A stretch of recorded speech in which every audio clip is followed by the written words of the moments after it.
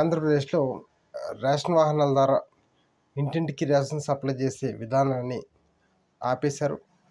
అదేవిధంగా 1వ తారీఖు నుంచి అందరూ రేషన్ షాప్కి వెళ్ళి యథావిధిగా రేషన్ తీసుకుంటూ ఉన్నారు. అయితే ఇక్కడ ప్రభుత్వం చెప్పిన మాట ఏంటి అంటే, వికలాంగులకు, వృద్ధులకు ఇంటికి తీసుకొచ్చి రేషన్ సప్లై చేస్తాము అని చెప్పేసి. అయితే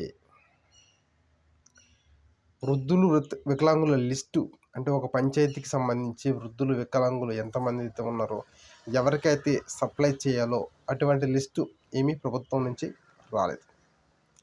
నెక్స్ట్, పలానా టైంలో పలానా డేట్లో మీకు ఇస్తారు అనే ఒక క్లారిటీ కూడా ప్రభుత్వం నుంచి లేదు.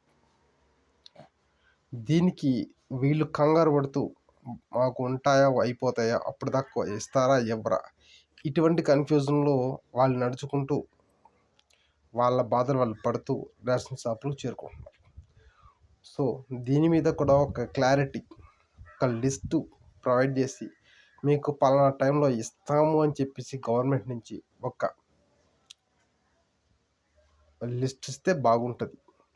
వాళ్ళు కూడా హ్యాపీగా ఫీల్ అవుతారు. ఎందుకంటే ఇప్పుడు వాళ్ళు ఇన్సెక్యూర్ ఫీల్ అవుతున్నారు. అసలు వస్తాయా, రావా, తెస్తారా, తీసుకురారా అని చెప్పేసి. Thank you.